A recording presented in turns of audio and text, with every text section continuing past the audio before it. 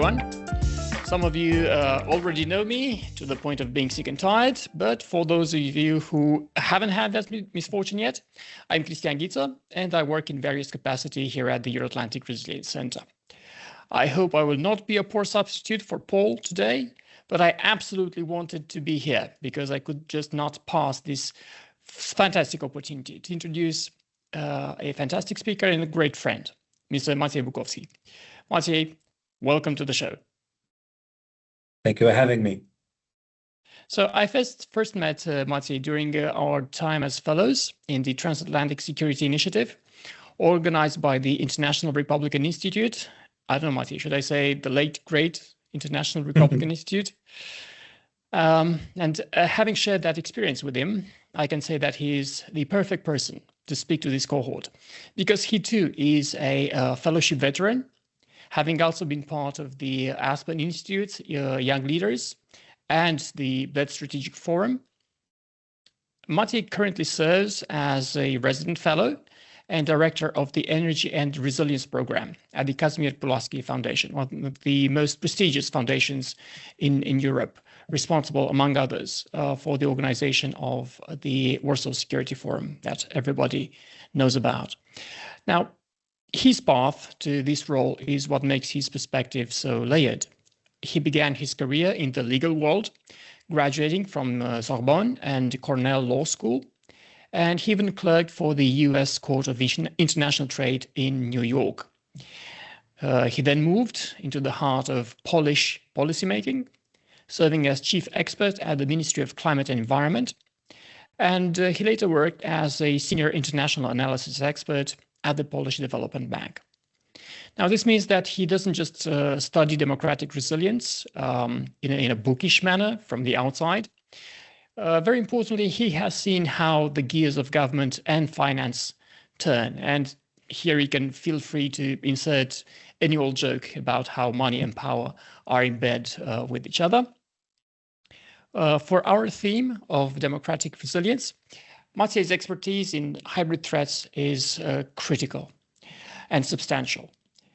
He recently authored a major report titled Agents of Chaos, the Shadow Campaign Against the West, which looks at how cognitive erosion and covert sabotage are used to fracture our societies.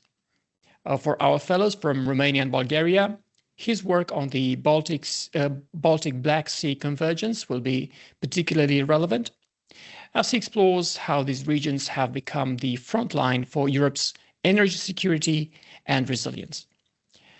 Adding to his credentials, Maciej's doctoral research at the Jagiellonian University on the geoeconomics of clean tech is top-notch, and he also leads the Cornell Club of Poland, where he spearheads a mentorship initiative for Ukrainian students. Maciej, we are so lucky to be able to pick your brain this evening. Thank you so much for joining us. Well, thanks to you, and I'm very humbled to have, basically had from someone actually now recapitulating my bio in that much of a detail. So thanks for that. It's our pleasure to have you, buddy. And because I'm selfish today, I have reserved for myself the best parts, and now I'm going to introduce to you two bright leaders, because we believe in empowering our bright young leaders. I will now cede the floor to two of them who have very diligently put together a list of questions to give structure to the first part of our meeting before we open the floor to the free discussions. And I can assure you, Maciej, that they will really run you through the whole gamut of your expertise. So without further ado, I'm going to introduce our moderators, Carla Popescu and Bianca Morariu. Carla is at this very moment studying at 3 universities, honing her skills in philosophy, law, and marketing. She also did fantastic work as volunteer at the Euro-Atlantic Resilience Center, crushing it as the manager of the volunteer team who helped make our annual forum a reality, as well as helping us with other events, such as the Outlook on Resilience International Conference or the NATO Resilience course for civil experts. She is also a member of the Aspen Society for Fellows and Alumni, and she's a passionate advocate for cultural diplomacy, applied ethics, resilience, international cooperation, and animal rights, not least animal rights. Bianca is following her passion for international relations at the Babeș-Bolyai University in Cluj. She is committed to empowering young people and driving meaningful change. She champions gender equality and democratic resilience across borders. She led student councils and supported refugees and human traffic survivors during her recent volunteer mission in Italy. And as a coordinator for the Girls Human Rights Hub, she amplifies student voices in universities and schools worldwide. She uses her voice to support inclusive and resilient communities. And with that, Carla and Bianca, I leave our distinguished guests in your capable hands. Thank you. Thank you for the introduction, Cristian. Welcome, Mattia.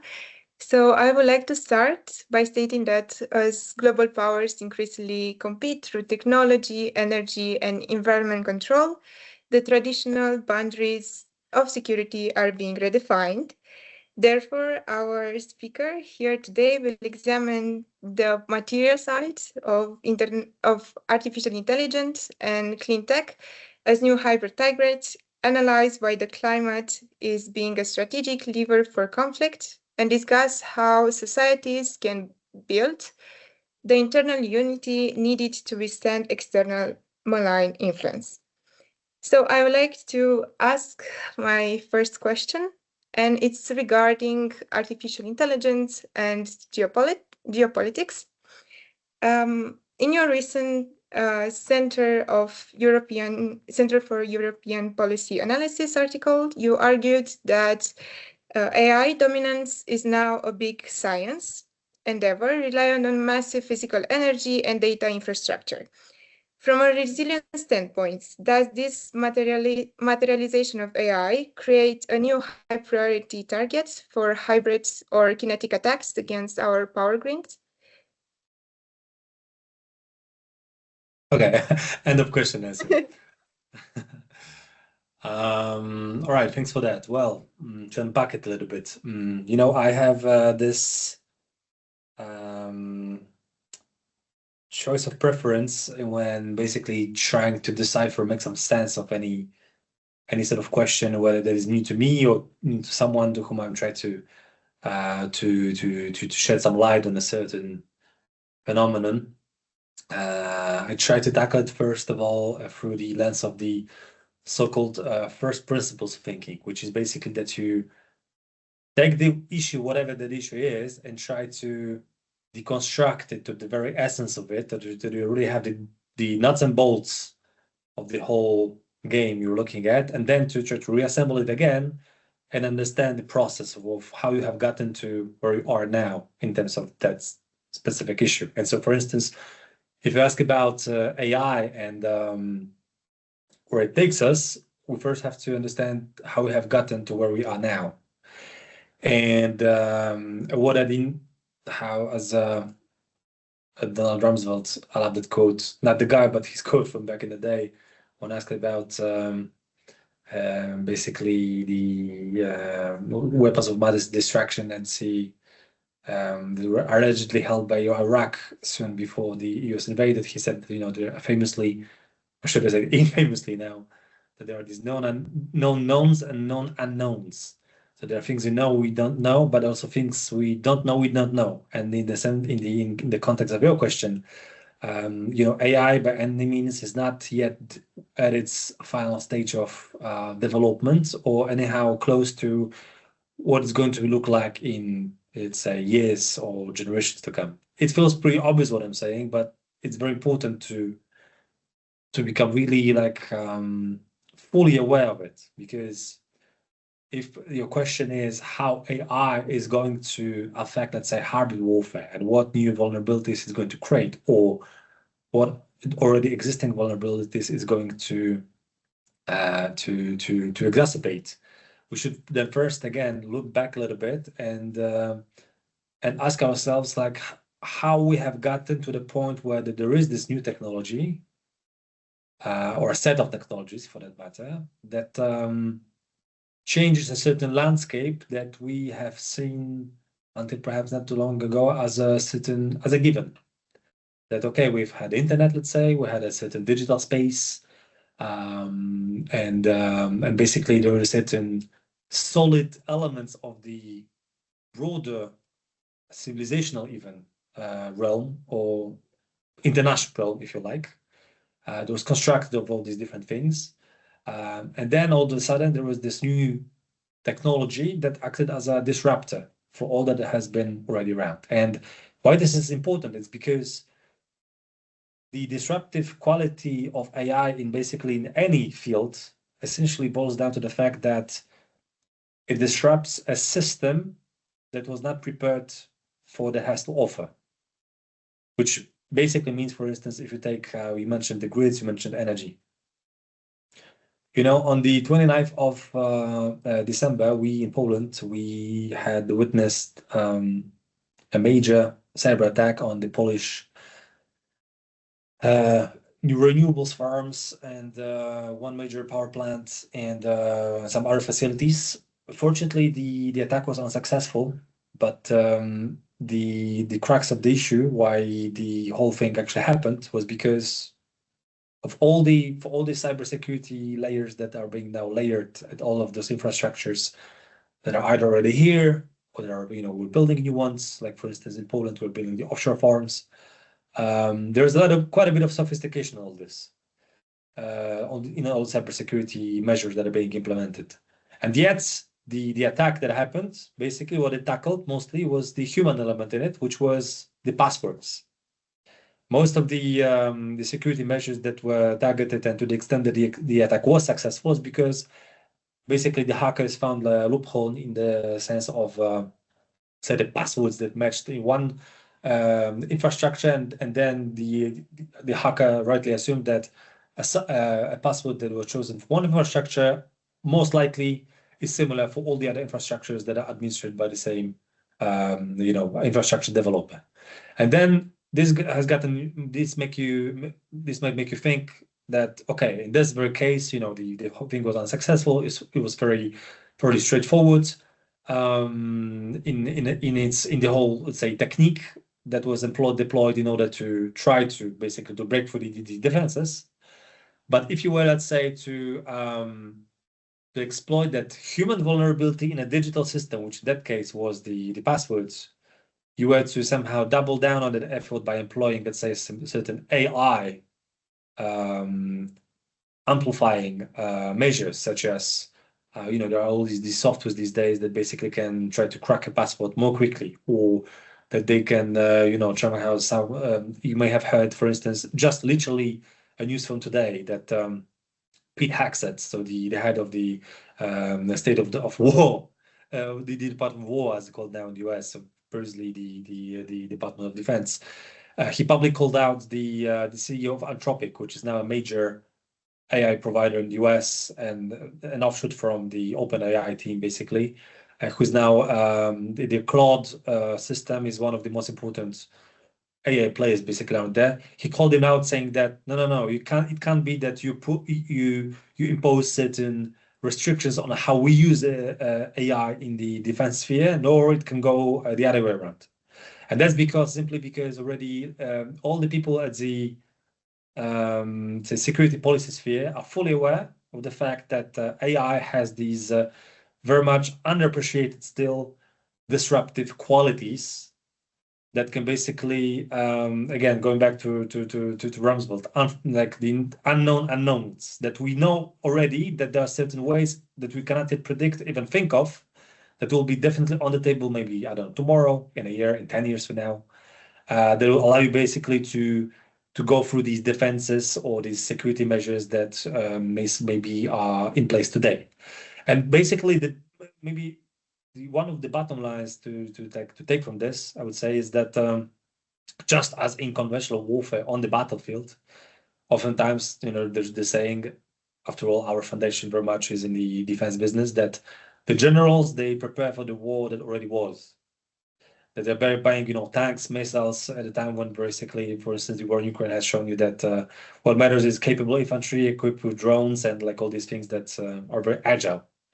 And it's just an example, but when it comes, for instance, to energy infrastructure that we've mentioned and the grids, I can definitely imagine to see it coming that, say, the ransom that is being deployed by these hackers, the foes of ours, whoever they would be, today maybe the Russian, tomorrow maybe there is someone else, that there is this degree of sophistication where there's basically a certain level of technological development that is, let's say, that applies to the infrastructure that is protected as it is of now, but then there's ever-growing, pace at which these defense cracking technologies are being developed in order to somehow overcome these defensive layers that are in place, if that makes sense. And so basically, when it comes to as far as, say, the grid is concerned, as far as the hard infrastructure is concerned, all of it is digital these days. It's no longer as it was, only perhaps 100 years ago, that basically most of those even thermal power plants were analog, meaning that there was no really zero and ones anywhere like on the display that you could like crack into and turn them on and off, remotely. Now it can all be done. So definitely, in a nutshell, AI is certainly a disruptor in that sphere. In some ways that we already see, but certainly it's just the tip of an iceberg, and it's going to get more complicated by the year. And then at some points, some say that it's going to happen even sooner than we think. The AI technology, or the sphere of technologies, will intersect with quantum technologies. And once that happens, all hell may break loose. And I'm not saying this as a pessimist, because it goes both ways. Every technology, like a sword, cuts both ways. But the quantum breakthrough, once it actually happens, will basically allow us to harness much more, like by a number of magnitudes, much more computational power within a single device than it is possible today. So think of it as, let's say, as if it's in your phone or on your laptop that has these quantum features. You'd be able to perform 1 million times more operations per second in order to, say, find the password that matches those renewables power plants, the renewables farms that I mentioned, they're meant to be cracked, here in Poland. So when that happens, I mean, again, unknown. I'm not sure if this answers really your question, but I tried to somehow lay out some of the elements that felt like maybe are curious.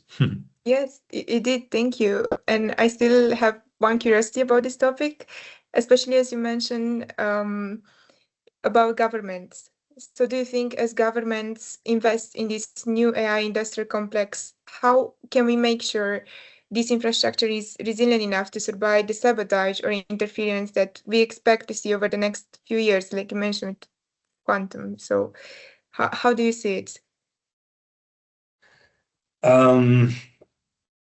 I was in Munich a week ago, and there was quite a thing to witness in all these conversations outside of the actual conference, where you have all these presidents, prime ministers discussing the fate of the world in terms of like these basically most imminent decisions that those actual people have to take in order to move the needle a little bit to the left, to the right. Outside of that, you had all these business people, the military people, the merchants, this and that, drone manufacturers, all sorts of people discussing like those like the trends and tendencies that are relevant maybe to the broader geopolitics of the day or of the era maybe. And one of the themes that definitely has stood out this year is the question of the so-called AI sovereignty, or basically sovereign AI capacity, or sovereign code. Like there's a bunch of labels you can put on it, but the the thing underpinning this whole discussion, as broad as it is basically, it boils down to the very premise of having your autonomy in the AI sphere defined as one in which that allows you basically a little bit like, I think the logic applies somewhat to as it does to the sphere of nuclear proliferation and nuclear weapons, that you have the weapon and you have the key, meaning that you can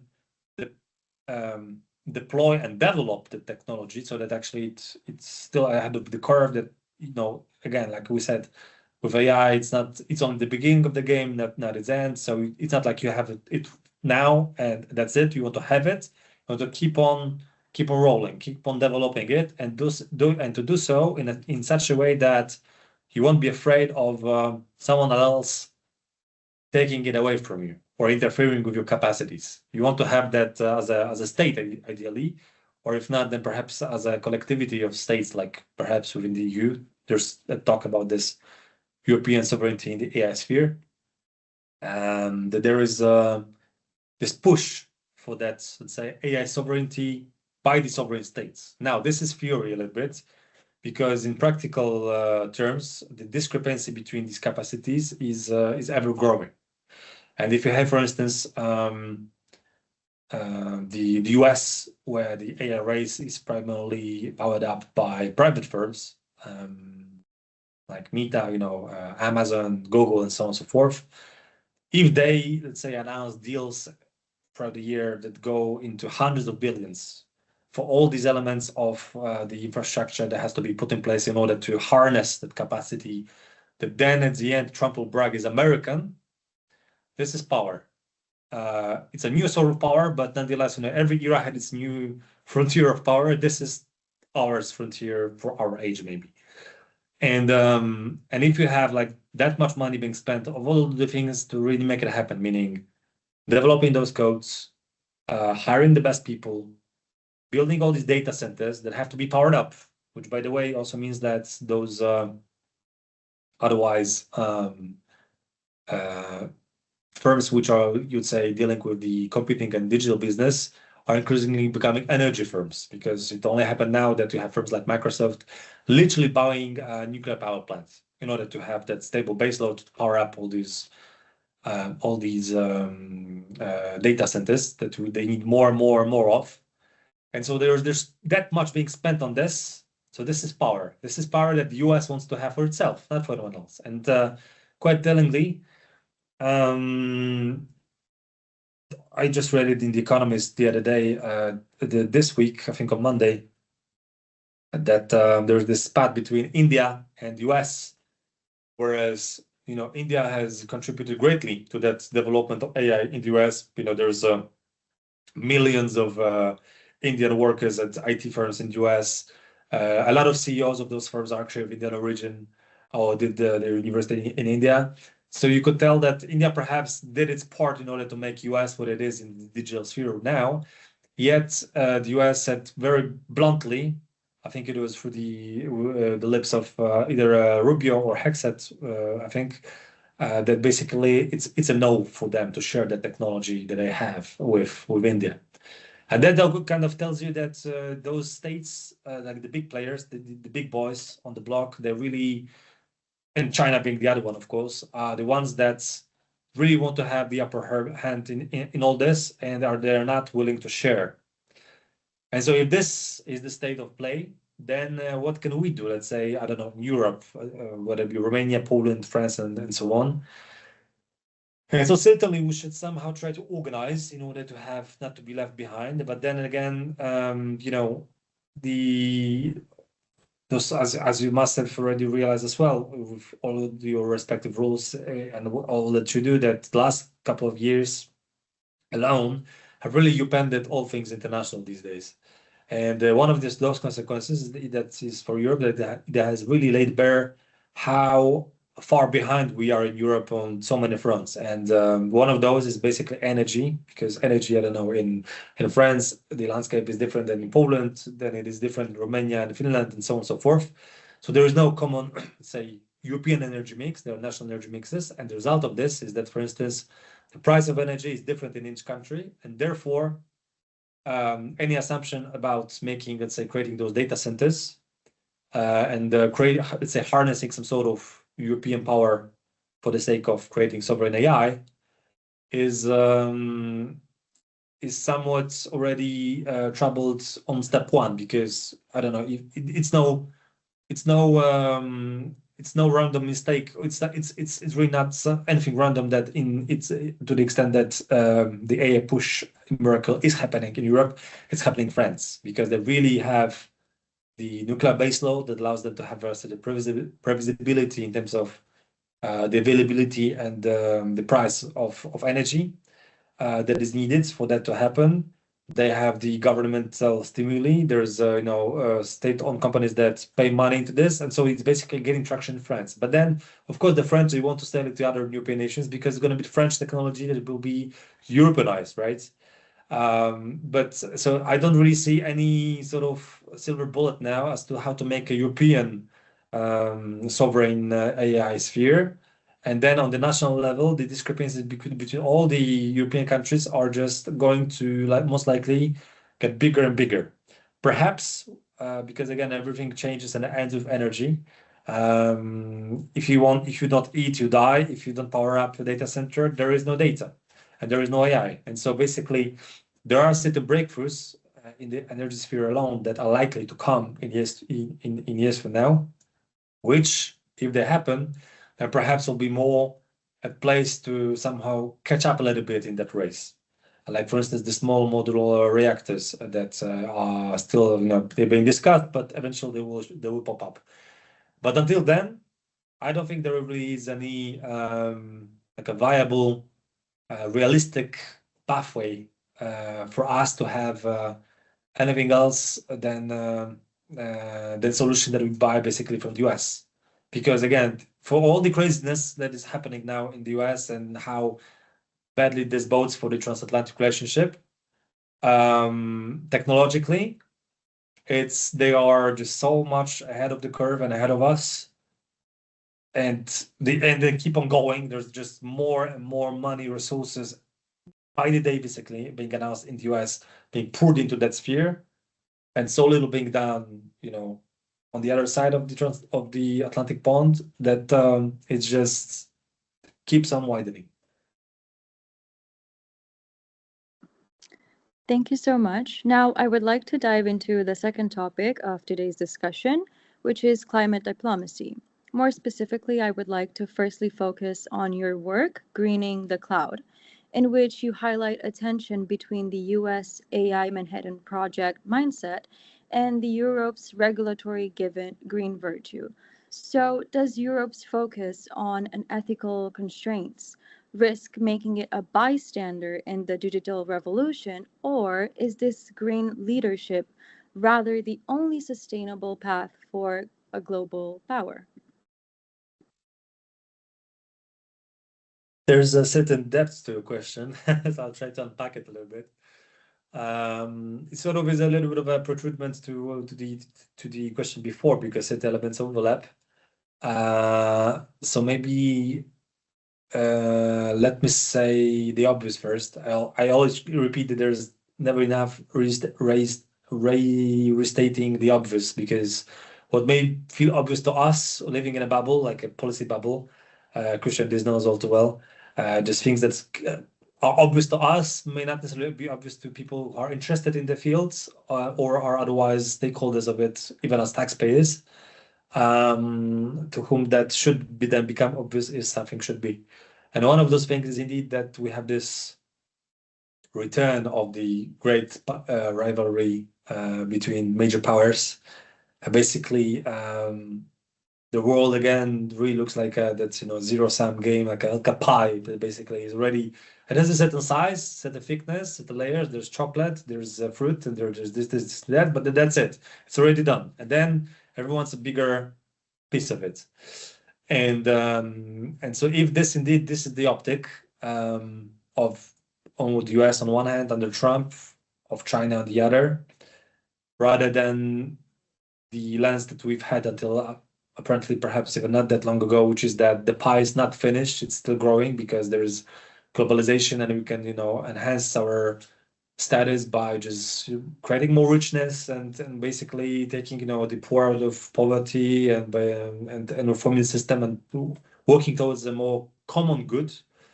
If that is no longer the case and the pie is now defined as fixed in size, then in that sense, the question, as you asked it, like whether the climate lens that the EU continues to cultivate as one of the main ones, whether it is the right one, given that perhaps others may have already thrown it to the bin, does on its surface seem like a legitimate question. However, there are certain caveats which are important to mention, and I'll tell you a few that just felt important to me, having spent quite some time over the past 6 years researching for my PhD, and those concern essentially the very essence of the political process in the US, China, and Europe, well, the European Union more specifically, that fuels the transition to clean energy, sources of clean energy. And so on one hand, you have China, where actually what you might deem as that climate lens, let's call it that way again, one that sort of predefines, gives you certain assumptions about how basically what is the optimal state of things, meaning that we should, let's say, care about the planet or the climate, because otherwise we'll be fucked eventually. And ironically enough, perhaps, and in spite of all these things that you might, you know, deduct from what you hear in the media, from what you see on the news, from what Trump is saying in the UN, whatever, you might feel like China is the culprit. So they are to be blamed about, you know, basically poisoning the planet, doing this, and that. Whereas what gets lost in translation, and perhaps what is the reason why there is just this short-sightedness in looking at China on saying, and at least in the sphere of energy, is that we have this, both in Europe and the US for that matter, the tendency to look, especially through the lens of these political cycles, that when there's the next election, that this is what's the utmost concern for the politicians that have gotten to, you know, to the wheel of power. Whereas in China, politics, of course, they play a major role, and the purge that has been happening there ever since Xi has gotten to power is the ultimate proof of it. But their energy policy, which is part of its climate policy, that encompasses also some other elements like an environment and else, is designed for generations. Their net zero target now is 2060, not 2030, not 2050, 2060. And if they want, they can push it further, like it's not really going to make a difference, because they have a certain goal they want to reach, and whether that happens tomorrow or in a couple of years, it doesn't make that much of a difference. It's sort of, I think the whole thinking in China is encapsulated in what apparently was Nixon, who when visited China, he asked Deng Xiaoping about French Revolution, like what's his take about the French Revolution, and apparently the Chinese leader told him it's too early to judge. And that was the question was asked a couple of decades ago. The revolution happened, you know, over 2 centuries ago. It's kind of, I think, conveys a certain point about how the Chinese think. And why this is so important is because we hardly people in Europe or in the US actually also can wrap their hands around the fact that in China you have on one hand that much push on the renewables, and at the same time there's the largest number of coal power units being plugged into the grid every year. It's just like it's like if these things were excluding each other. But then, and actually it was a Chinese professor that told me that when I visited Beijing a year and a half ago, when you have these three priorities of energy security, competitiveness, and decarbonization, Of all these priorities, you can arguably only pursue 2 at the same time. And the third, you can only get it once you get the 2 perfectly. So it's a process. There's a quid pro quo. You have to choose what you do at the given moment. So for China, the utmost concern is, of course, to get enough electricity, to be for all that is still growing, because AI, like we mentioned, it consumes ever more electricity. So the needs are growing. To make your industry competitive, because they don't no longer want to produce cheap plastic toys. They want to produce high tech, which they do because they have inundated us with their EVs. But it's just the tip of the iceberg, because there are so many other fields in which Chinese tech is overtaking, let's say, Europeans. And this is their imminent priority. But in the long run, like all these goals that they have set for themselves, for, let's say, cleaning up the environment, making the whole system basically neutral for the environment eventually, that is progressing too. And why this is so important, like to put the Chinese element in the spotlight for a second, when asking ourselves whether we are making the right choices in Europe, it's because we, again, like I said, we are very much embroiled and self-limiting ourselves, self-confining ourselves to these political cycles, and whether a given decision will or will not help this or that person or this or that political formation win the next election. And so, for instance, when the EU had set its vision for a net zero Europe by 2050, before the invasion of Ukraine by Russia, it really almost had to make a full U-turn when the war happened, because it was just so out of so far from the imminent needs of the moment that the war created, and so far from what the societies required those politicians to do. They felt like, hey, okay, maybe we should burn this all together. But then, fortunately, some people came to senses in Brussels, in my view, and felt like, okay, let's not throw the baby with the bathwater. Let's calm for a second and think about how we could perhaps freeze a little bit, stand aside for a second and focus on what's imminent now, without losing the focus of tomorrow on the next generation and so on. And the result of this is, for instance, the Repower EU Act, which on one hand laid the legal groundwork for the EU to move away from Russian hydrocarbons. But then we are not yet at the stage of being able to produce just enough electricity from renewable sources or other. We have not enough nuclear, not enough this and that. So we have to import the vast majority of those energy sources we need from elsewhere. For the matter, it's actually from the US, of all places. Natural gas we import as LNG from the US to Europe is now just going through the roof. Like, the numbers are just staggering. Anyhow, it's happening, and it's gonna be the case for years to come, because now we are gonna have to do like a clown that has like these 3 balls, that has to, like a monkey, has to try to juggle them out and make sure that none of them falls on the floor. Inevitably it will, but pick it up and try to make the best of the effort you do.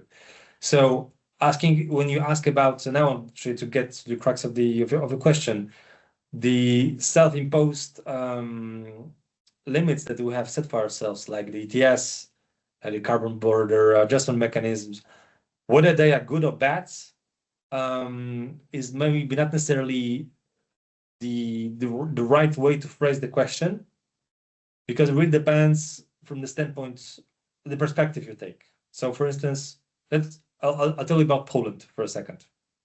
So you have a whole bunch of actually politicians in Poland who have made their careers lately on just criticizing the ETS, that the emission trading scheme, which I assume maybe in the interest of time I won't be explaining the details, but I guess each of you has a basic idea of how it works. That there are these certificates that you have to, basically the price of which grows constantly, because this is the whole point of the system, that the price is going up, so that eventually you are incentivized to decarbonize. And the irony is that those half-wits, or most of them from far right parties, they are peddling this narrative, whereas it's like this bad EU, it's the Germans, it's this and that tell us, that we have to, that really they want to burden our economy and kill us and all of that BS.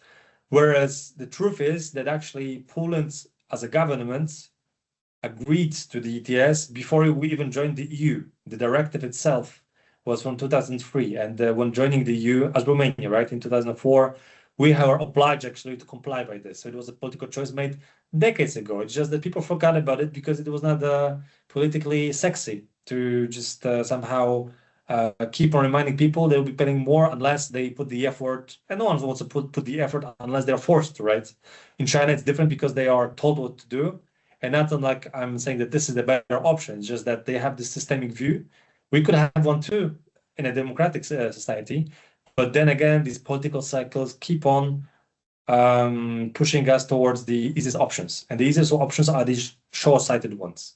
So I would say that the model as such, the ETS, is correct in its essence. Maybe there are some hiccups regarding certain sectors to which it applies. For instance, I don't really see it being now enlarged to the transportation, because if you are now basically as a both car producer and car consumer, meaning as the ordinary car driver driving a petrol car in Europe, being now told that indeed you will need to first, like, there'll be no spare parts for you to repair a car shortly because there will be no more cars of your type being produced.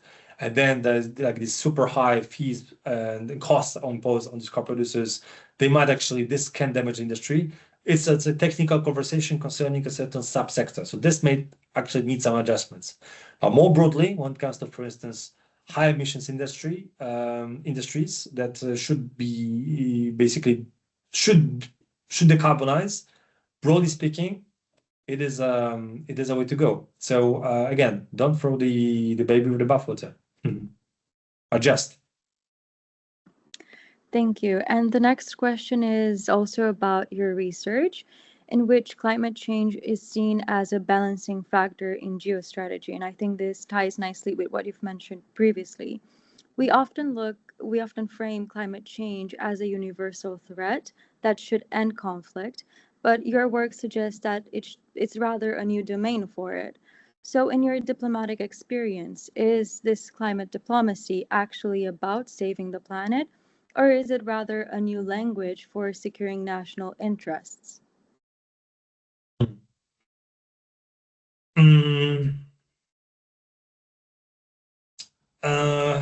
Well, so climate change, above all, is yet another factor at plays in one way or another, affecting the international realm, where all these particular interests, whether of sovereign states, of corporations, or in the intersections of both, they are affected by that, by the sheer phenomenon of climate change. And now we can discuss these sub-elements of the causality, of who makes a buck on it, of how this, as a broader phenomenon, what it means perhaps for certain stakeholders of the international realm. But the underlying, let's say, mechanism that predefines the whole stage definitely boils down to something that is not unique to climate change, but to any, again, factor that affects the international relations, which is that if it is a factor complicating further, like AI that we mentioned, the realm of international relations, it will be weaponized by those trying to get a bigger piece of the cake again. So it's very important to bear this in mind, because as much as at the beginning of the whole climate mitigation process into the early 90s, well, when it was being institutionalized with the Rio Convention, the Kyoto Protocol, early on with the Montreal Protocol, and all these things that basically are still being hailed as those a sort of pillar of climate action and like these conveyors of hope that maybe we can actually, there are some things that we can agree on. We agreed on that on the proliferation of nuclear weapons, that it's bad and basically it should be outlawed, except for those that already have developed their own programs. We see how this is going these days, by the way, but anyhow, that was the assumption. And that maybe there's this other field that we should again also agree on, that mitigation is the way to go forward to cut emissions, because we basically agree on the science that if we let it continue freely, then again this causality between the amount of human-induced emissions into the atmosphere will basically produce the artificial warming, which then in turn, yet again, hop in causality, will produce those ever-growing number of extreme weather phenomena, of whose intensity itself will be growing. And then at some point, we'll just stop. We'll not be able to control the process anymore, because we won't be able to assess like how much, where, what, and so on. So basically, there's a risk in climate change that it itself is a political factor, because actually at least in two ways. One is, like I wrote in another piece, that it really is one of the very few spheres that to which you could apply the Nash equilibrium, whether that basically means that climate action can only succeed if we all play this game. If someone bows out, it's not going to work. And then two, politically also, in that sense that the response to climate change can actually also be done in such a way to convey advance the interest, let's say, of selected group of stakeholders. Let's say, for instance, there was the push for mitigation still before the war in Ukraine, or at least its hottest phase, because then the war actually started in 2014.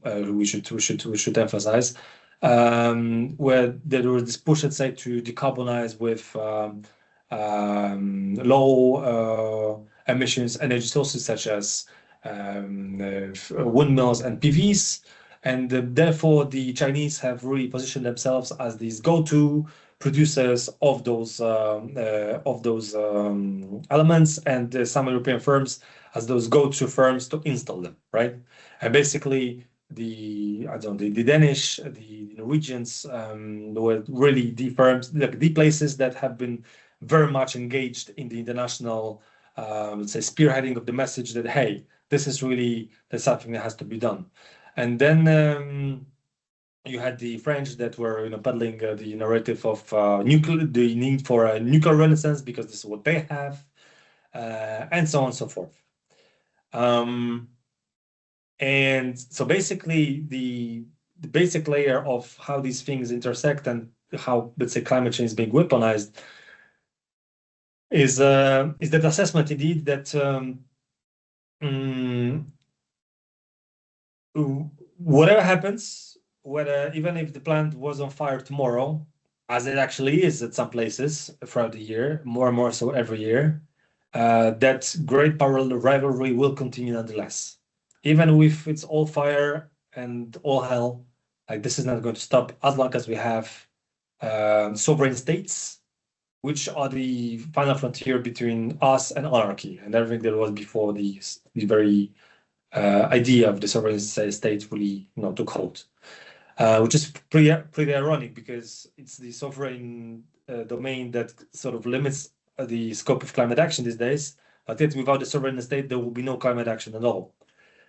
And there is this phenomenon also today of the Trump administration and of something that, as I was told recently in Davos by one very interesting pal from the US, who happens to be the head of the US Green Tech Chamber of Commerce.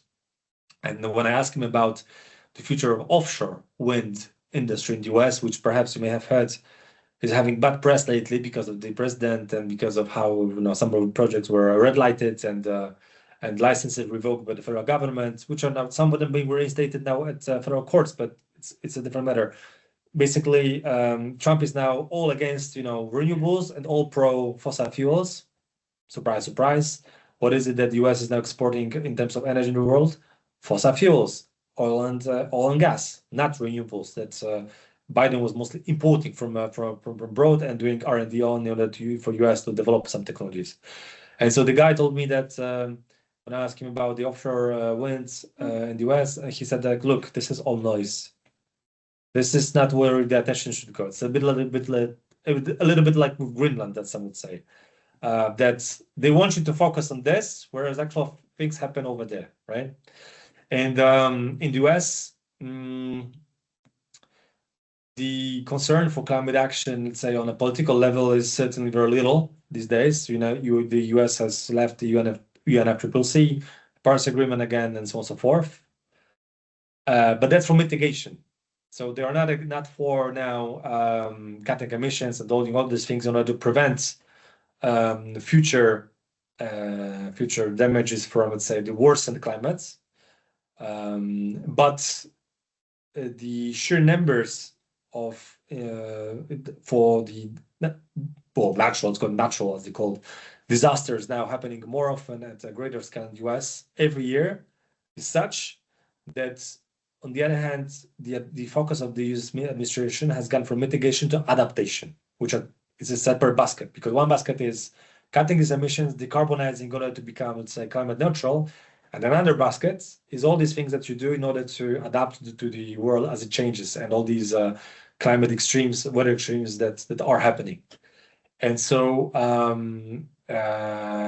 the US government is, as far as I know, and I try to follow the conversation to the extent possible, because not all of the things relevant are really online, but to the extent that they recognize that need, on one hand, to adapt, like to shore up the infrastructures that are vulnerable, to perhaps maybe adjust their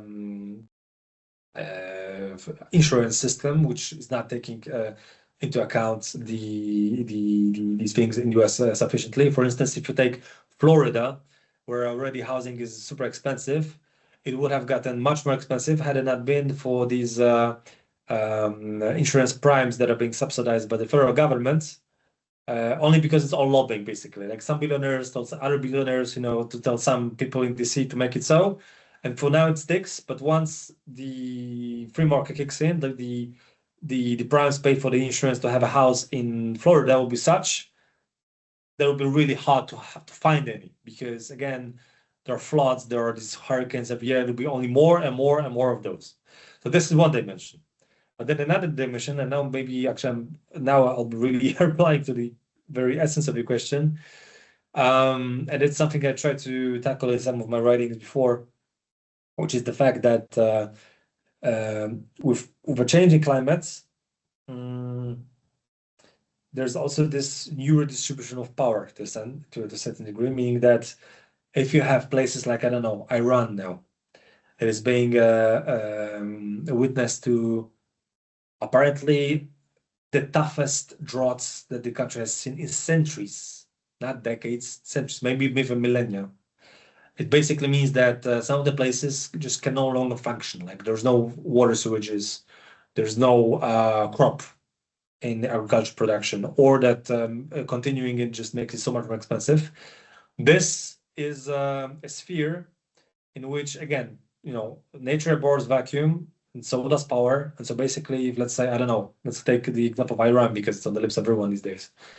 If the agricultural production drops by, I don't know, 50% because of that, the other 50% that they need still to sustain production enough to just feed the population, they will either need to import from someone, right, or to create it at the home at a great expense and spend money on it, or not deliver, which will then lead to, I don't know, revolution, catastrophe, whatever. There will be an outcome, and that single equation changer, let's call it that way, is something that's still being very underestimated, but is increasingly getting on the radar.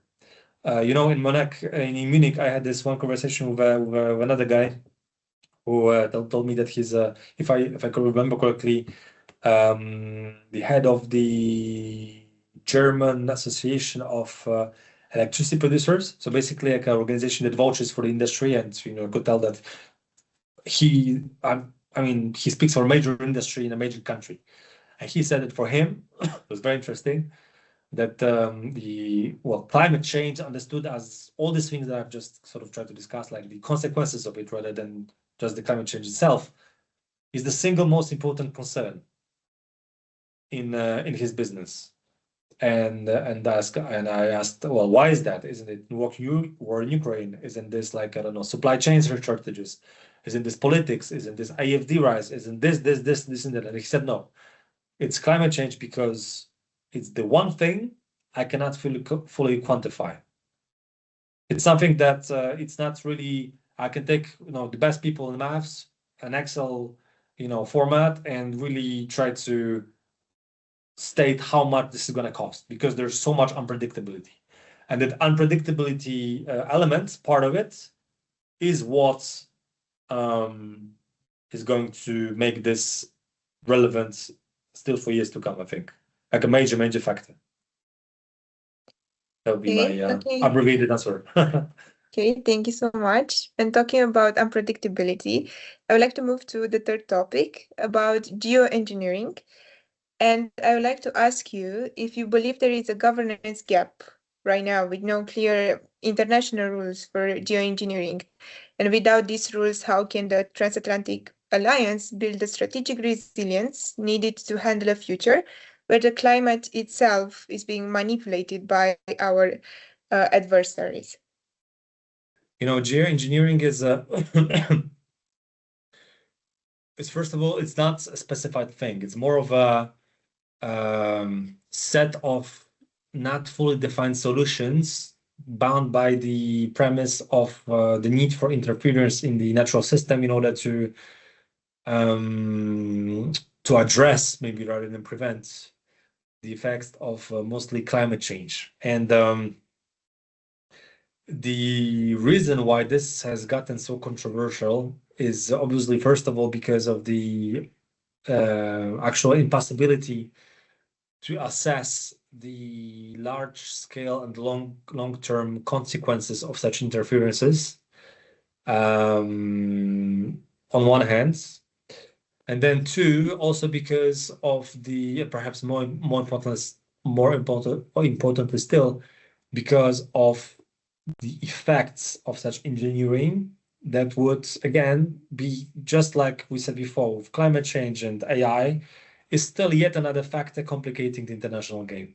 And as such, it is going to somehow, somewhere, sometime, prop and basically endow benefits on, let's say, this country, but not necessarily on that one. So there's always going to be someone who's going to be a winner and a loser in all this. And and basically it's like these are two major elements which make this whole conversation so difficult, because there is really in geoengineering, unless we are discussing certain, especially on the ground rather in the air, problems that are meant to be tackled with geoengineering solutions, and because on the ground they could be perhaps sometimes limited in geographical scope in terms of like what that solution, like of what size of its impact is, as opposed to those interfering with the atmosphere, which by definition then are transnational, because it can't be that it's you inject some sort of aerosol that is meant to create artificial clouds or somehow cool the artificially the planets, without just extending the effect on the whole planet. There's just, you cannot really make it so that it works in Poland, but not in Romania, let's say, right? And that's, on one hand, is it's a major challenge to get people together, to sit at the same table, and so that they address this issue structurally and definitely. But then on the other, to the extent that this discussion could lead to some success, it actually would be an actual success in global governance, because this is actual global governance, like actually governing the planet, as opposed to, let's say, global governance in terms of, creating some sort of soft standards or treaties that, we all sign, but like don't really respect them. It's, I don't know, Paris Agreement is meant to push you as all the countries that are part of it to, to pull themselves by the bootstraps and really make the best in order to cut emissions. But do they really? It depends, and so on and so forth. So geoengineering is really one of those very few dimensions where the governments like actual governance. So whatever happens in that sphere, I think is going to, in terms of like positive developments, meaning leading to some constructive outcomes, by which I don't necessarily mean that they should allow geoengineering solutions. And I'm not a scientist myself, so I'm not going to assess the reasonability of those that are being argued for and vouched for by especially private firms, of course. But basically, that whatever solution there is, it should be something that really maybe who knows, maybe engineering could be the thing that will be opening, let's say, the chapter 2 of global governance efforts once we make up with all the mess that we're dealing with today, meaning all those regional wars and all these international spats that can actually just it feels like it just embroils us in an ever growing spiral of violence and nonsense conflicts. But to the extent we are working on, should be working on some common solutions, I feel like indeed geoengineering could be that one layer at which that policy sphere could, on a global level, could work out someday. Just one side comment that is not exactly about geoengineering as such, but nonetheless concerns dealing with intrusion into, say, the biosphere. That is sort of also speaks volumes about like the state of and the quality of the global governance is the conversation about the deep sea mining, which is something that has been argued as a plausible but still out of reach technological possibility for many decades, and now that is technically feasible, is moving from sci-fi to reality, and that basically means that there's just so much in terms of minerals we need also to carry through this energy transition or create all these advanced high-tech goods that we are in the pursuit of, that are just lying on the seabeds of this earth, but you just have to go down there and dig it out somehow. But that would mean intruding into the ecosystems which are of perhaps the very few remaining that have not yet seen the effect of the hand of man dealing with it. And so the Seabed Mining Authority, seated in Jamaica, that has now, I think, 200 members in terms of like states and organizations, is actually trying to come up with such a governance structure that would be somehow satisfying to not everyone certainly, but to the largest amount of stakeholders possible. And that would be one that basically does allow it, but under certain very specific and limited conditions, and most likely also excluding certain geographies. So if that works, I would assume then in geoengineering they would just ask similarly, meaning that you have, let's say, certain set of solutions that are acceptable, and then their deployment is done, with respect of certain set of conditions that are independently observed, and there's standards to be followed through. That would be perhaps a little bit of more of a educated guess than educated assessment.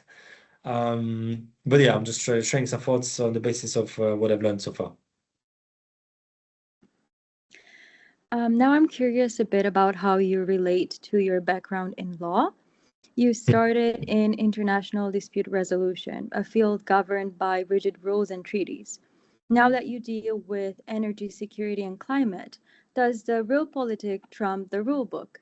Given my background in philosophy and being a recent student in law, I'm a bit curious about the tension between what is practical and what is moral.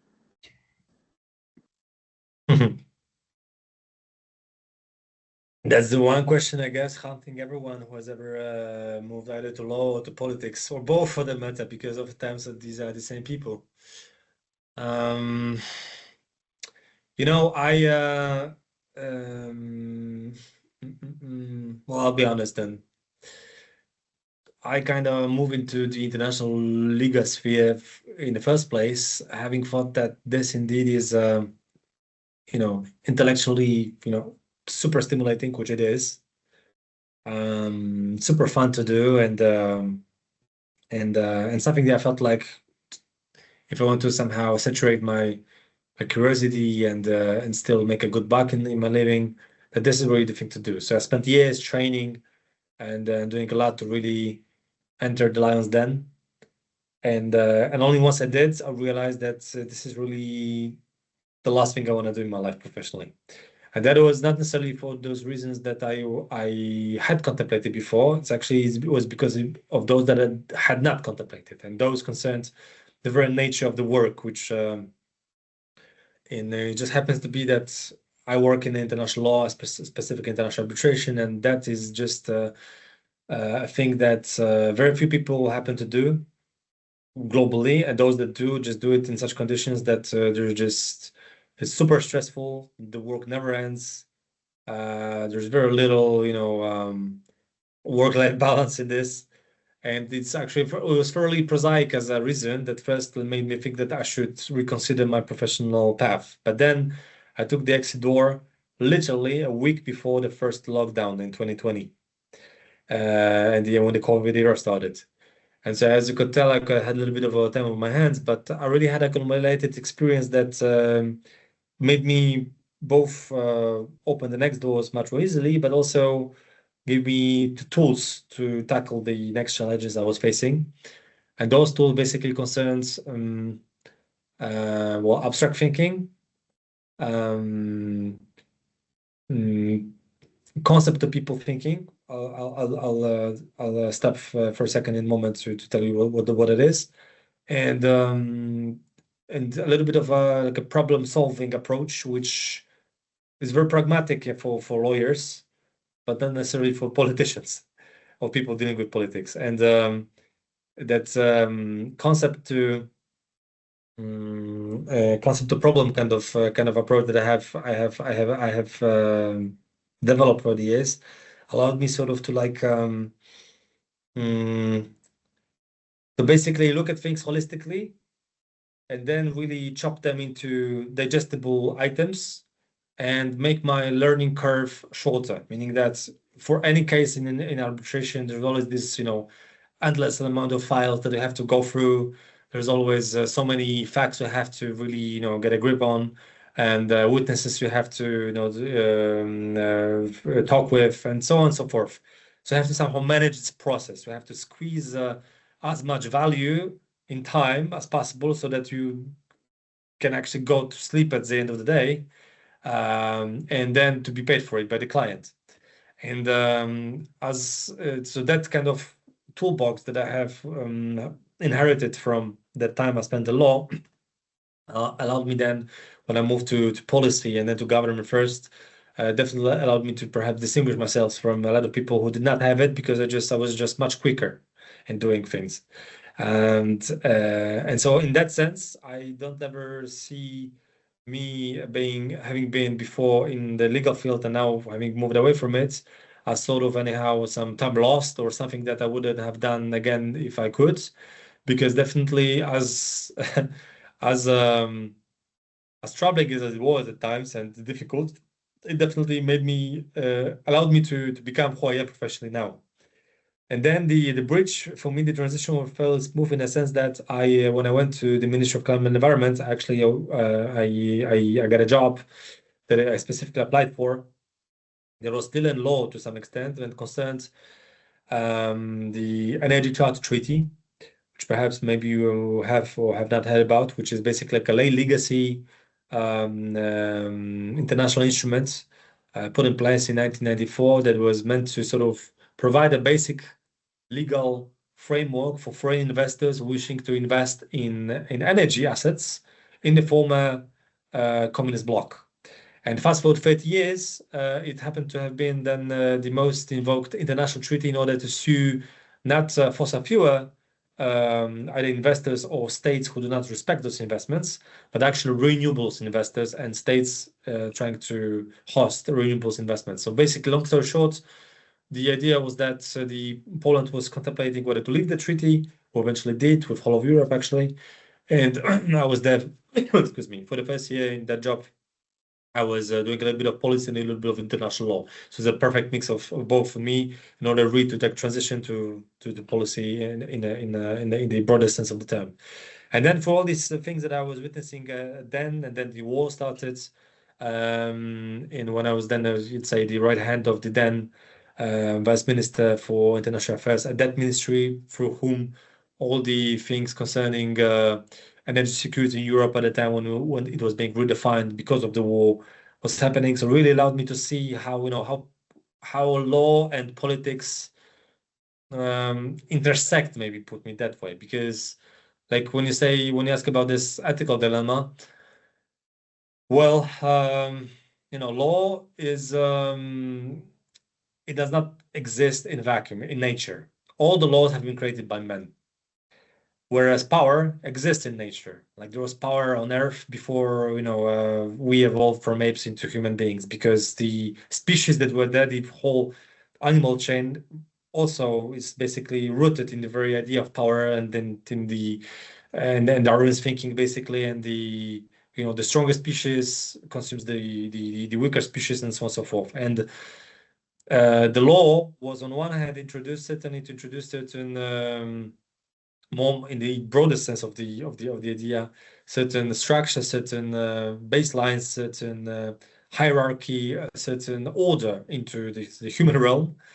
But every law also is introduced by a certain person or group of people or group of entities that have some things in mind, right? And certain law is seen as optimal for some and not for others. And so if you ask about whether law versus geopolitics, like what is also to say law and power, like which is where the ethical dilemma is, well, ironically perhaps, there oftentimes is I have much less of the ethical dilemma now that I'm dealing more with geopolitics and say pure power, because oftentimes for me things are fairly black and white. Like for instance, whether should we or should not support Ukraine, it's a no-brainer, right?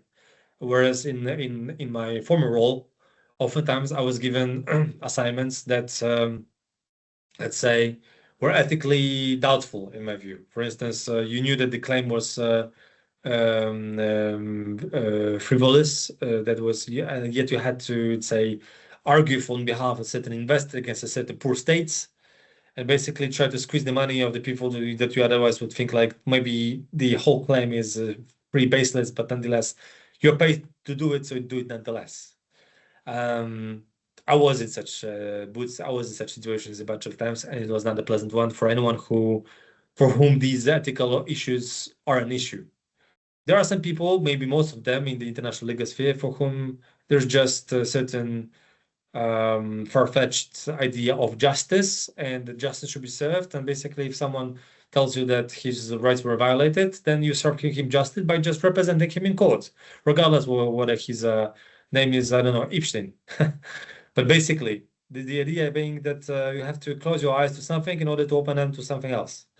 Whereas in the political sphere, these things are, on one hand, sometimes much more straightforward in my view, like in terms of geopolitics at least. But then on the political level, internally, domestically especially, like for instance, we, as Pulaski, we have a very unique position in a sense, because we are neither government nor a private organization. We're a little bit very much in between, and we sort of have vested our fate into being that entity that sort of allows us to assist actually the government, where the government just does not work its job as it should, in my view. That would be my take. Like, for instance, sending the parliamentarians on missions to other parliaments, organizing the Warsaw Security Forum where all these people just intersect, organize these roundtables to shed light on issues that should be of concern to, say, to governments, to the private sector, and so on and so forth.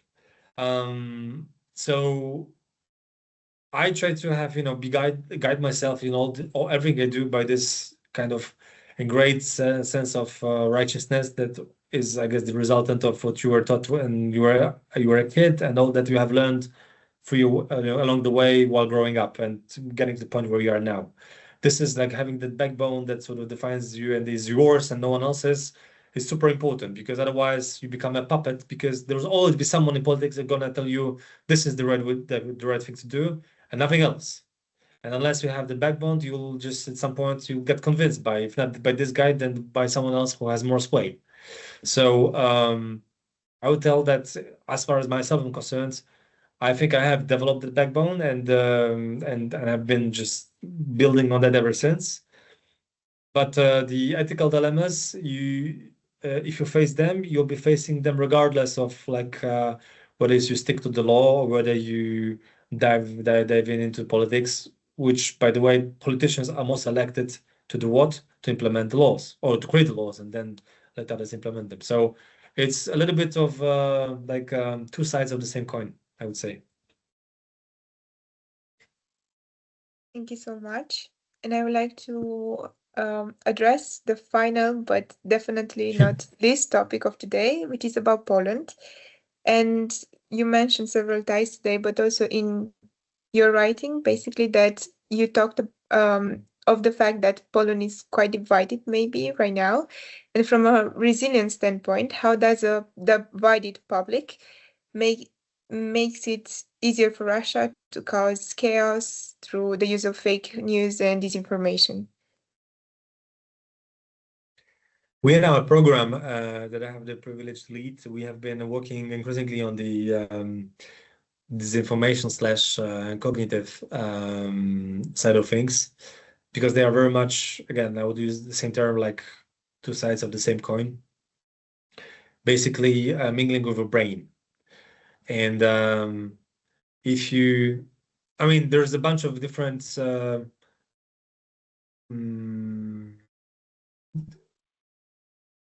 there's a bunch of different doors you can open in order to enter into this this rabbit hole of disinformation, and it a lot depends on how basically the perspective you take when thinking of it, and what structures your train of thought when tackling all this. But mine has been something that was already put into words by one Robert Sapolsky, who is a neuroscientist from Stanford, and already years ago he wrote and has been an advocate of that stance ever since, that basically the human brain is not much different from a computer, meaning that there's these qubits, there's the matrix, and you what you put there is there, what you don't is not. And we shouldn't be really thinking about it in any sort of other particular terms, because the human brain can be interfered with just as much as your process on your laptop, on your phone, and so on and so forth. And if you take this as the door for which you then enter that never-ending, rabbit hole of this information, because again, this, like with AI we mentioned early on today, is something that is only unfolding. It's like we are not even close to what it's going to be like in years to come, and yet people are scared already today, as they should be, because it's a major issue. But again, we shouldn't be thinking of this information as something that has already reached its peak, because nowhere near it, I think, yet.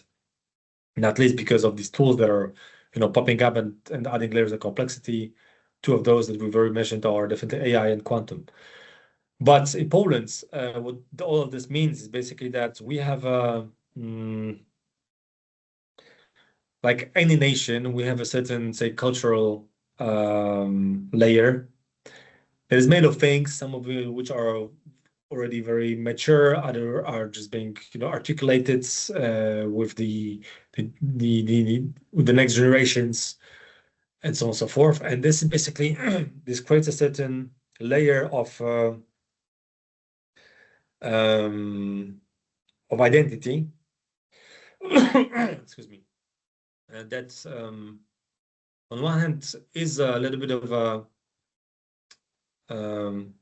there's resilience into this. That, for instance, this thing that makes our culture, our nation, say, different from others, but then at the same time creates certain vulnerabilities. And I'll just try to get straight to your point, to your question, and not to keep it too theoretical. So, in terms of the disinformation that is being sold by the Russians,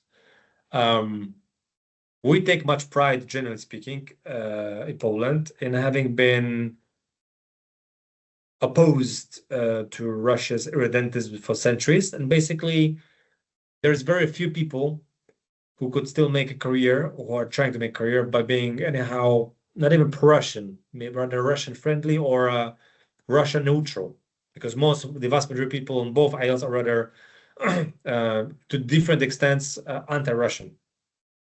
So when the war started, and the Russians tried for a short moment, like, to peddle that narrative that, hey, let's not be anti-Russian in Poland, that didn't work at all.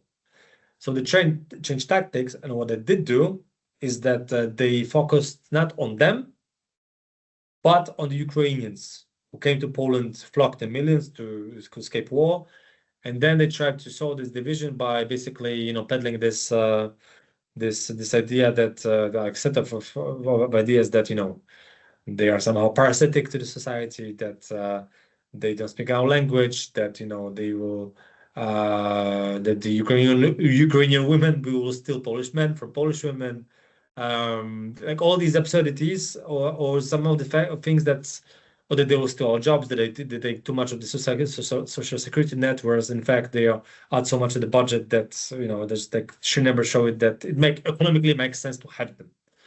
But basically they were trying to pick like all these divisive issues that they could, and focus on them. So they, let's say that there are certain metrics of resilience when it comes to disinformation, so that Poles could not really be seen as vulnerable to, let's say, the contents of this kind. But then there are, let's say, these tiny loopholes through which the Russians could squeeze in this narrative of that kind. And this is what they have been doing. They really are trying to get as efficient as possible by focusing on what works and not on what doesn't. And in that sense, to keep that disinformation veil, to tackle it, to address it, I mean, you know, we don't have enough time today to discuss all the measures that have been undertaking or that are being implemented, but the response, the institutional response, the civic response, including from an organization like ours, basically has been pretty massive. Not all of a sudden, it's been a process, and we unfortunately have this tendency only to usually learn from mistakes post facto, meaning they have to, like, things have to happen first, and only then we learn from the mistakes done, rather try to think preemptively and act preemptively. But nonetheless, yeah, I would say that the extent to which, well, it's hard to measure, you know, because I guess Joseph Nye once said the art of the idea of soft power, that power is like love. It's easier to experience than to measure, and it's the same with disinformation. It's you can experience it, you can see it, or you deal with these bots or these, you know, comments, but you cannot really hardly measure it, except perhaps in the polls when people go and vote. And already the last parliamentary election in 2023, and then the presidential election, especially last year, we could see and could tell that the needle has moved a little bit, and that those not necessarily pro-Russian narratives, but rather those candidates that are more open to Russia, they have definitely picked up in the polls, like without saying. But is this to mean that the Russian propaganda and disinformation just worked? Well, I wouldn't go that far, because on one hand, it did not work in a whole bunch of, let's say, layers where it was meant to work properly. And then the countermeasure that being implemented, especially by the governments, have made it work less. So yeah, maybe I'll stop it here because unless you have some specific sub questions to this, I can try to answer. No. I think you answered quite great. So thank you. Cool, thanks. So now, before we open the floor for the Q&A session, I have one final question about the leadership side of your journey. It seems like the success of the Cornell Mentors for Ukraine program relied on your ability to speak academic, legal, and diplomatic. We often hear that we should pick a lane and specialize, but your career has been defined by moving between international law, as we've mentioned, energy security, and tech policy. So for those of us in this leadership program, do you believe the most effective leaders of the future are those who master a single domain, or those who possess the big picture perspective necessary to connect the dots across multiple complex fields? I recall now what a buddy of mine whom I met during my first years of studies, and who's been a little bit of a polyvalent, and now I just saw on LinkedIn days ago that he's become a partner at the major law firm in Luxembourg. Very clever guy, but a very cool one too. I remember when he told me that in life you should know something about everything and everything about something. And so this is to mean that if you focus too narrowly on just one single item and disregard everything else, it's gonna likely to lead you nowhere because it will be constrained by the lack of the apparatus to absorb and process information in fields that you may have disregarded. And then whereas if you just distribute the accents evenly and focus on everything evenly, then you will lack perhaps the leverage that have the people who can appear as appear as expert at something. So definitely it's a subtle exercise, and life is not easy, definitely, including this regard.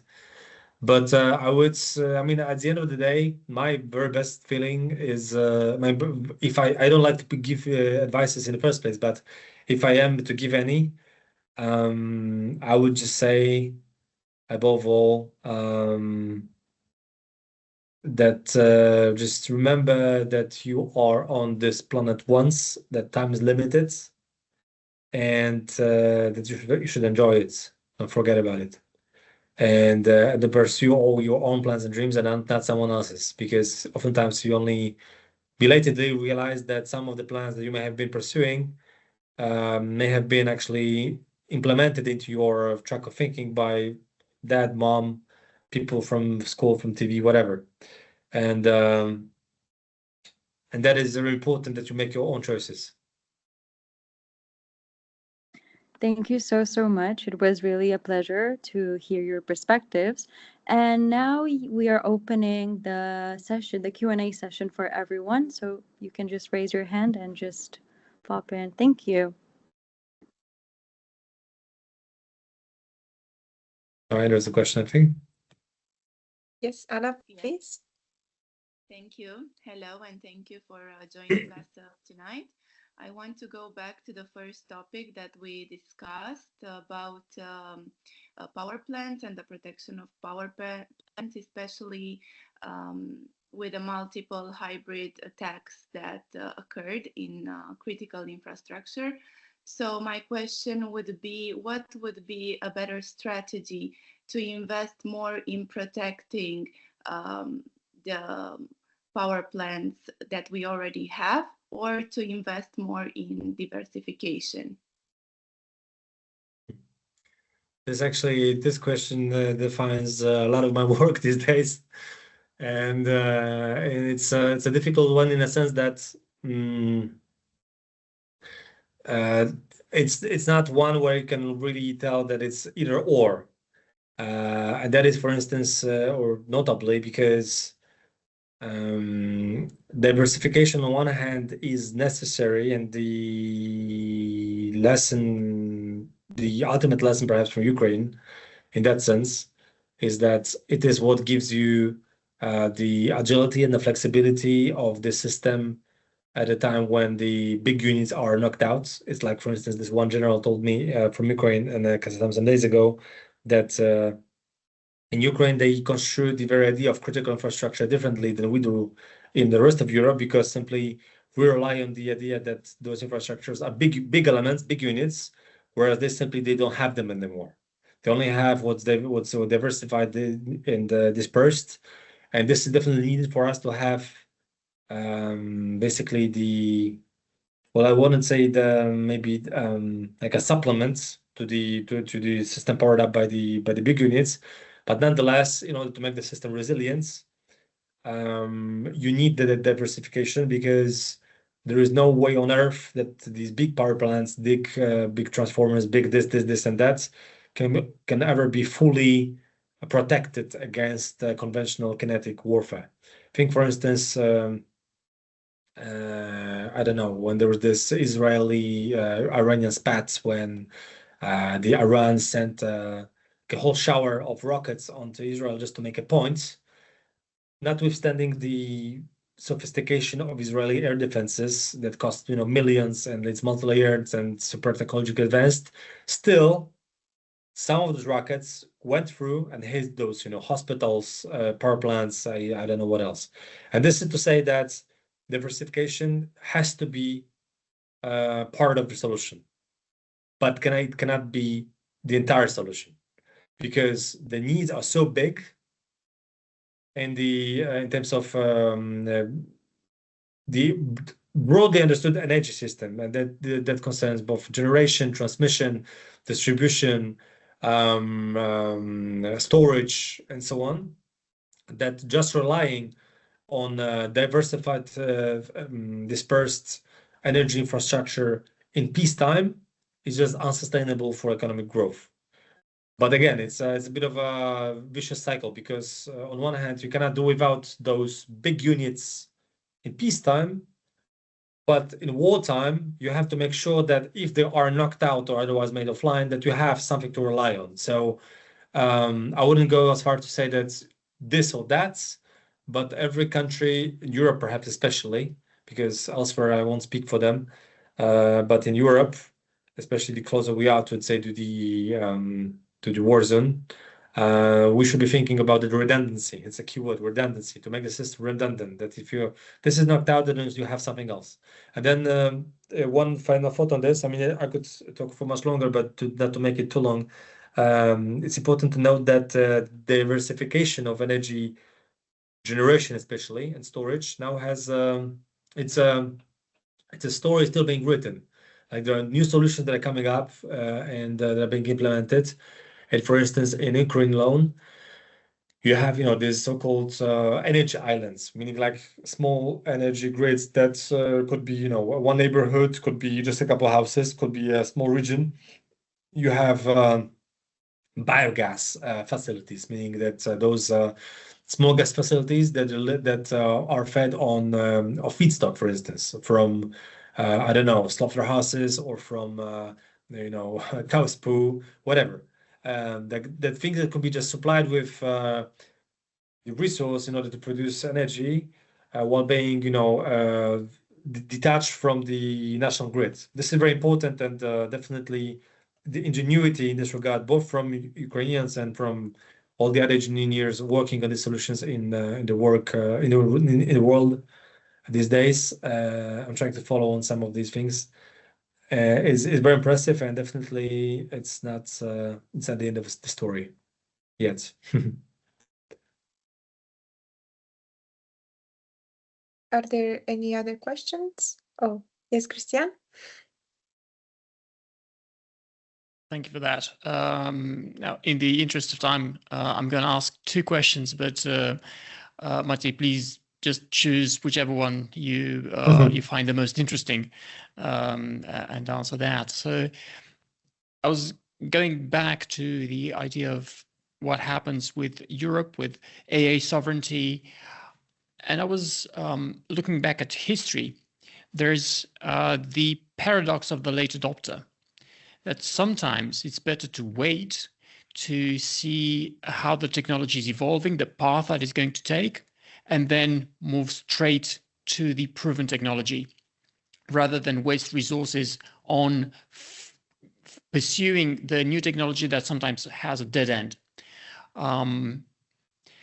Do you see a similar path for European AI sovereignty, just by being late adopters, or have we really lost the plot and we're lagging behind so much that there's no way we can catch up?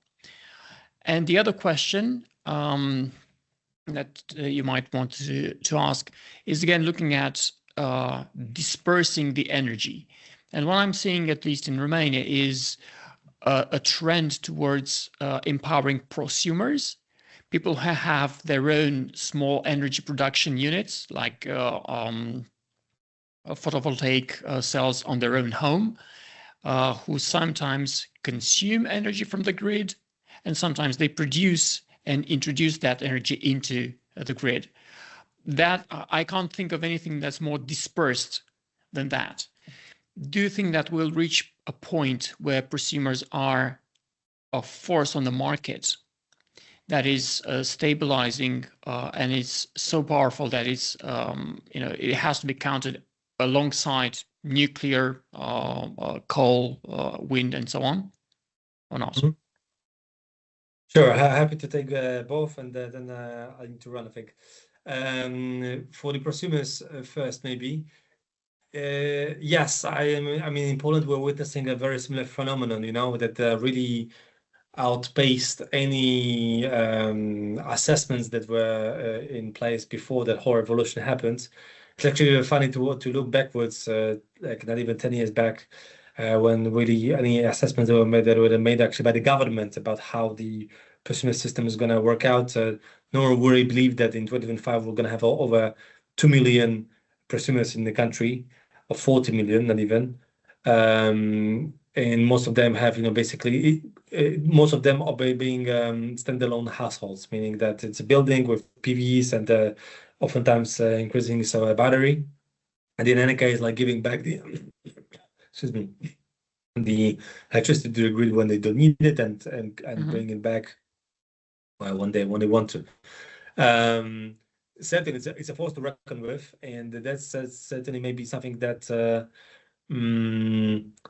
is, if perhaps combined with better energy storage. I know that Musk's Tesla tried to, in the US, to do the revolution under Biden with the battery they were selling. I think they still are, but I don't know how, like, to what extent it picked up that scale in the US, because like the prosumers phenomenon is by no means proportionally as big in the US as this in. It's too woke. Exactly, maybe it's too woke, indeed. Maybe it's too woke. But anyhow, the sheer idea that you can secure yourself with your own means is very tempting and very much resilient building.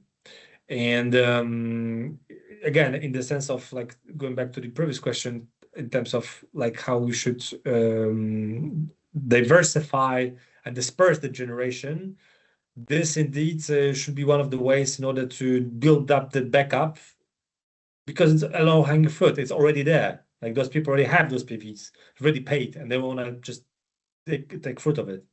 Now, on the engineering side, there is the question of how to really use that scale in order to deliver that resilience in case, let's say, if they ever, the thing hits the fan. Meaning, if there's blackouts because of war, because of cyber attack, because of a major thunderstorm, whatever, like, to what extent that system, as it is now in Romania, as it is now in Poland, or any other countries in the region, where it's particularly important, how it is already able to absorb the shock. What else has to happen in terms of the system blocks, or should I say, the country system enablers to make that happen? Whether this is to mean that there has to be some blocks on the grid, basically, when there's a blackout, that it does not necessarily automatically affect your household, that you can just kind of like cut off from the grid and just live on your own, like if you were in the middle of Africa, but you have your own standing. and then it's going back online and reconnected to the grid once there is the power to the overall grid comes back online. There's 1,000 of this type of questions, but I know that there are people speaking for Poland alone, at least, at firms like the national transmitter PESA that are thinking of it and actively voting for it. So I think it's increasingly and likely part of the conversation, and I definitely would say this is certainly a way to go to some extent. Not a silver bullet, because again, this only concerns the households and which that have that infrastructure. So it's still a limited pool of households or infrastructures within the broader system. But nonetheless, it builds your resilience in some of those vulnerable places, like let's say mid-sized cities, where otherwise, oftentimes there's just a single power plant that powers up, I don't know, a bunch of the cities, and then when it's screwed, they are screwed, and it's hard to establish the connection back online. So yes, in a nutshell, yes. And to your first question, the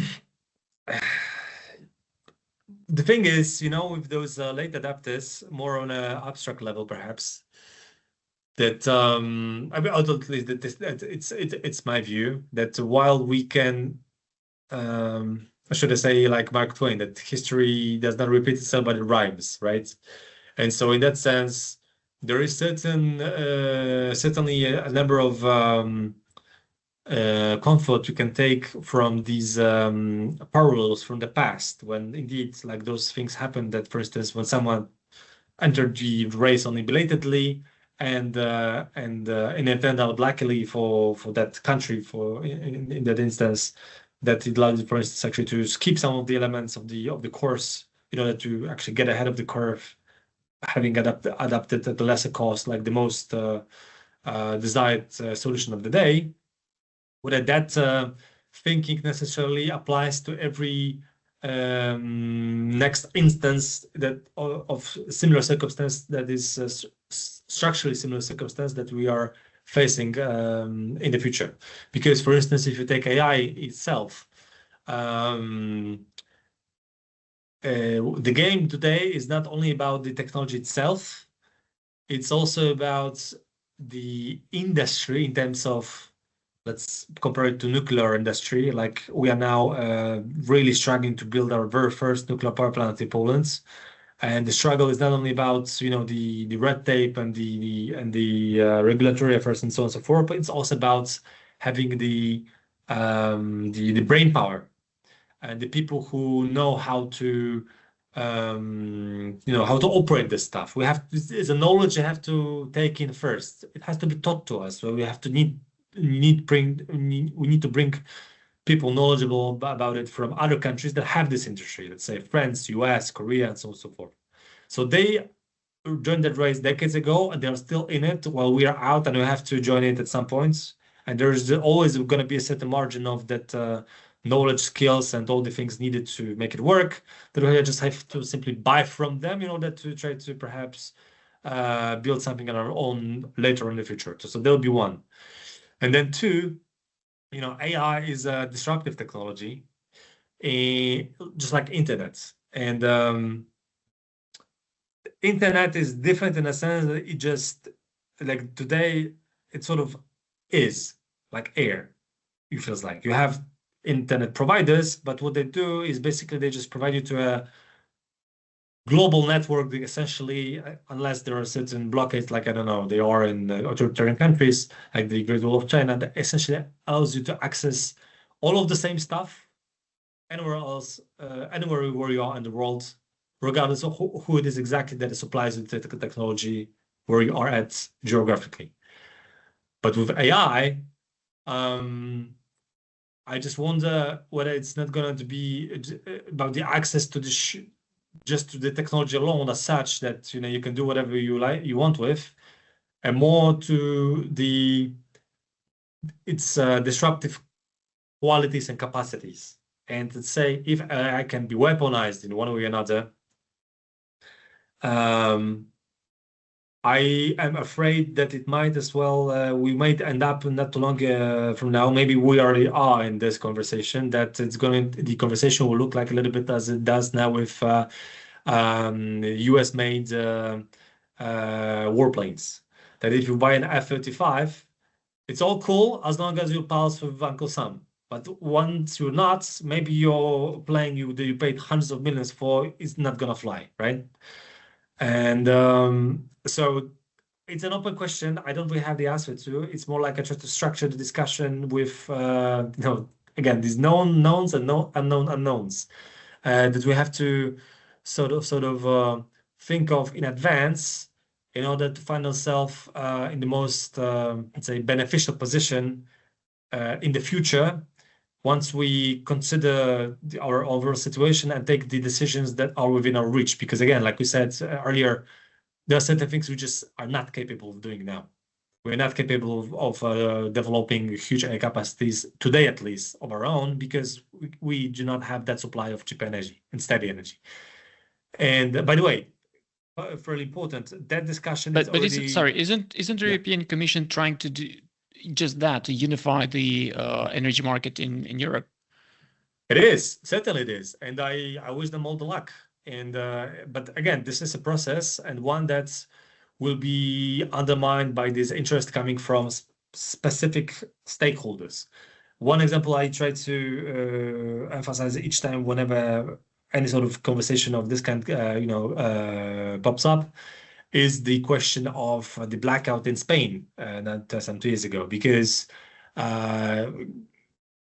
curiously, perhaps for some, Spaniards blame above all the French for the size of the events. And why is that? And that's because the French, for decades, have effectively blocked the construction of efficient interconnectors between France and Spain, which in a critical moment like that would have allowed the Spaniards to import electricity from France. Exactly, but otherwise, the French were concerned about cheap energy from solar, from Spain, and perhaps arguably in the future from Morocco, whatever. So it always cuts both ways. So even when we have that market, there will always be like these ripple waves coming from all these decisions made to advance singular interest. Like, for instance, also if you take another example I like to mention, when Germany decided to phase out nuclear and had to import electricity from abroad, everyone's saying that they started, ironically, imported from France, which is true, but they also imported nuclear energy from the Czech Republic. And the results for the Czech Republic, for the Czech taxpayer, was that the bills went up in Czech Republic because of the demand growth in Germany, a neighboring country. And go explain this to your constituency, right? In the Czech Republic. So I really keep my fingers crossed for the Commission, but I would not necessarily bet my money on the statement that they're gonna fix this. We'll see. So are there any other questions? I know in Romania it's getting pretty late.